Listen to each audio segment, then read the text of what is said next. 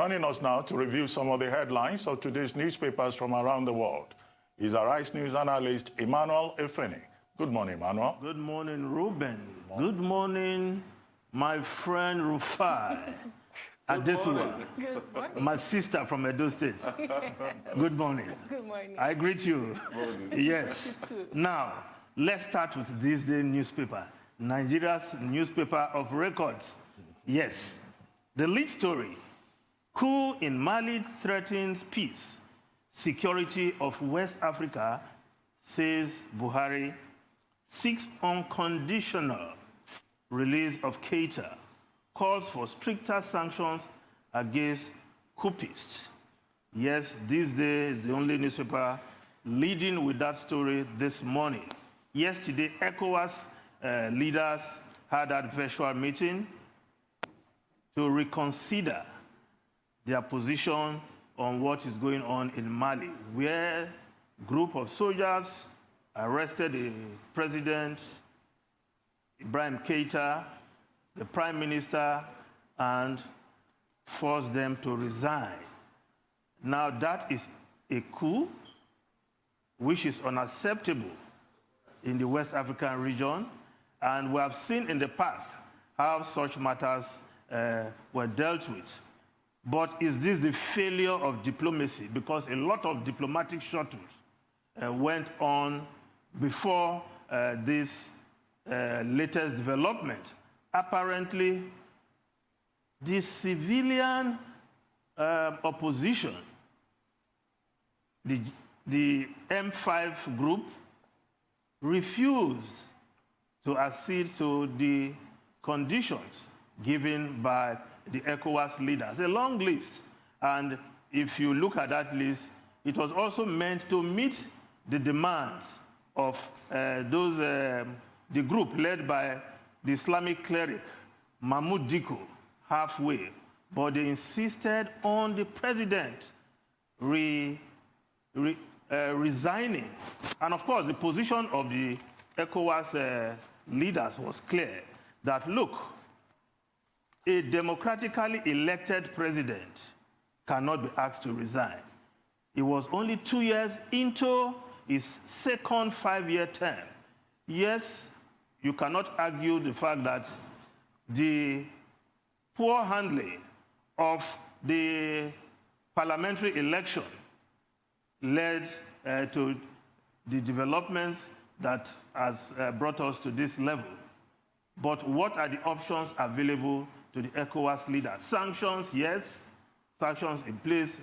Blockade in place. Will that sway the soldiers?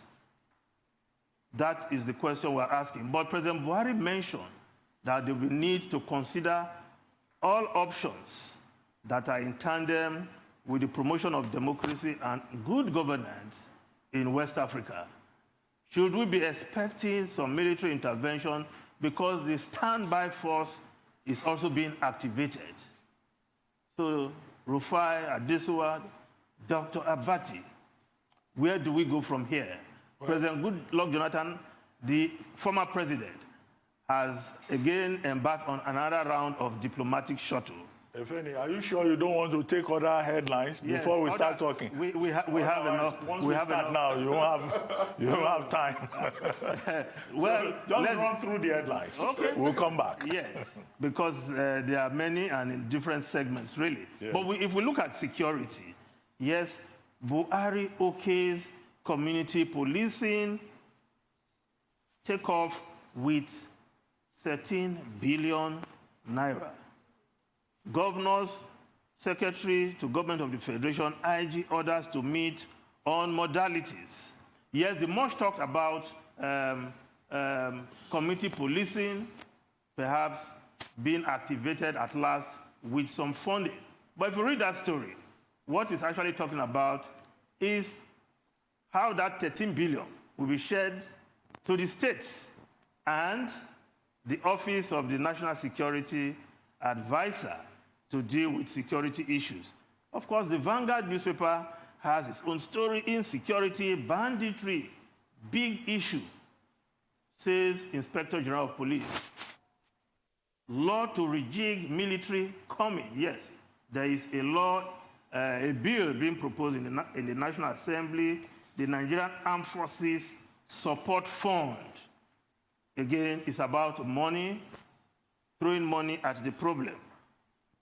The Sun newspaper, Daily Sun newspaper, foreign arms supplies to bandits, suppliers to bandits arrested. Foreign arms suppliers to bandits arrested. Insurgents killed 3 soldiers, injured 2 in military-based attacks in Borno. Troops destroyed terrorist camps, arrest 7 in Zamfara. Of course, the other issue dominating the headlines, the Daily Trust, Kama, yes, ripples over Kama as Christian Association of Nigeria rejects provision. Why we need the law? Corporate Affairs Commission, it's repressive, draconian CSOs, civil society organizations. It will boost ease of doing business. Experts, presidency, Senate, keep mum. If you read that story, the Christian Association of Nigeria actually described the law as satanic. That is their word. Then Daily Times, how United Kingdom deals with Nigerian-owned churches, others. And of course, it went on to add, Christian Association of Nigeria rejects law, tells Buhari to return satanic legislation to the National Assembly. While of course, the Guardian newspaper, foreign investors shun South-South as oil runs dry. Stakeholders blame insecurity, poor governance. New Lagos refinery will pump crude from the region. Why region needs stability now by experts. Then the Daily Independent newspaper. Students are writing the WASC exams. Now the Daily Independent newspaper is reporting senior secondary school certificate exam students contracting coronavirus. That's according to the federal government. Considers using private firms for virus tests to bar flights from countries that block Nigerians. Following outcry, may reverse 5 million naira hate speech fine. That the federal government may reverse that fine. The Punch newspaper, Chinese loan probe. Others stalled as reps suspend panel sitting. But if we just quickly go to the foreign newspapers before we commence the discussion of some of these stories, the Daily Express of United Kingdom, the Daily Express newspaper, never let him see the light of day. Justice for families of 22 terror victims. Yes, the Manchester bomb attack plotter, Hashim Abedi, got 55 years imprisonment yesterday. And that some justice for the families of those who lost 22 persons in that terror attack in the Manchester Arena on the 27th of May, 2017. Yes, he barely missed the life imprisonment because as at the time he committed that crime as a plotter, he was under 21. So, but we cannot finish this newspaper review without looking at what is happening in the USA. The Washington Post, Biden's monumental moment. Nominee speaks on final convention night that features primary rivals and emotional tributes. Of course, Joe Biden, the Democratic presidential candidate, yesterday made a speech, and you can say that his campaign trail is turbocharged and is roaring all the way. But is there any trump card at the other end? Because right now, Biden is leading on all polls so far. But is there a trump card from the other end? Now, Ruben, Rufai, and Adesua, If we start with, we'll go back to this day and look at the West African story where the coupists in Mali are holding their ground. Diplomacy failed. Is diplomacy failing? Goodluck Ebele Jonathan, the special envoy on Mali, ECOWAS special envoy on Mali, has started another round of diplomatic shuttle. Will anything come out of it? Are we expecting the ECOWAS standby force to be mobilized, perhaps to restore constitutional order in that country amidst protests, jubilation from the opposition groups? It's a tough one, Ruben. No, it's not the tough. Mali situation. No, it's not tough. I mean, we addressed it earlier when we were taking, headlines when we started the program. And I was quoting President Buhari saying that it's a failure of regional diplomacy. And what he was referring to was the recommendations that was made to the opposition alliance, because it's an alliance of the opposition parties and the civil society organizations in Mali. And they expressly, as you pointed out, rejected it in the first week of July, insisting that President Keita should just resign and leave. But what is clear is that, any takeover of power anywhere in Africa, other than by constitutional means, is a violation of ECOWAS and African Union protocols. We have gone beyond that point in Africa when African politics was driven by the concept of the strong man idea, that if you have strong men interpreted as military dictators, then that will fast-track the development process. So anybody that stages a coup, be it in Mali or anywhere, is taking us back. And AU and ECOWAS have consistently made it clear that, look, that is unacceptable. And that was the main thrust of the position of ECOWAS and Nigeria's position. So if these coupists, if they prove recalcitrant, then of course ECOWAS will be left with no option but to deploy the ECOWAS standby force. The only concern for me in that regard is that each time ECOWAS deploys the force, it's Nigeria that picks up the bills. And then you will find that at the end of the day, many Nigerians will be saying we have our own problems at home. And what we say in that regard is that, look, as the president himself pointed out, Mali, with its large population and with all the divisive factors at the heart of this present conflict, could pose a threat if it implodes to the entire region. So I imagine that, as was the case in 2012, that the coupists will eventually see reason. It may take a much longer time, because in 2012, within a matter of days, the coupists agreed to step down and see reason. This time around, it may take longer, but ECOWAS and the international community must make it clear to them that they will be isolated. The borders have already been closed, shut down. Now, will the coupists take over the space to punish the people, the same people that they say they want to save? I think it's very straightforward. The coup in Mali will not be allowed to stand. My comment on this concerning Mali will be two things. Number one, the people of Mali. We heard yesterday in the interview when the ambassador was talking about how Amani Toure was saying that if you don't take care of the youth in Mali, the youth will take care of you.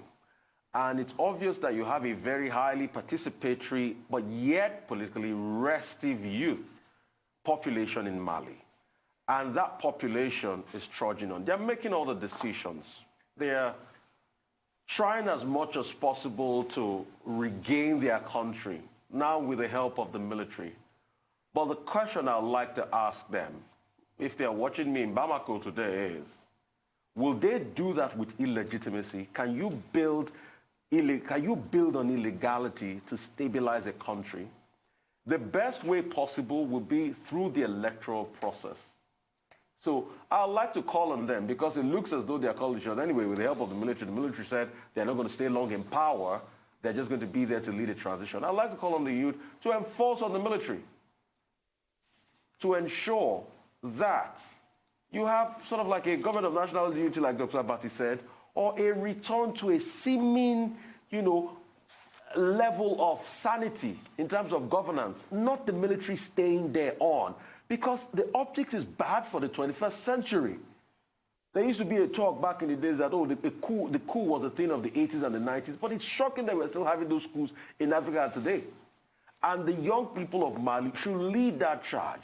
apart from even what Mohamed Bouka, the M5 leader, is saying, Mohamed Dicko, apart from what he's saying, the youth should lead that charge because that country belongs to the young people of Mali. Let's not also forget, if the military leaders are headstrong, they've shut the borders, you can't trade. Mali is a poor country. GDP of Mali about 17.6 billion. Mali needs a lot of inter-African trade to survive. Mali needs a lot of import of agriculture and some other products. They can definitely not continue this way.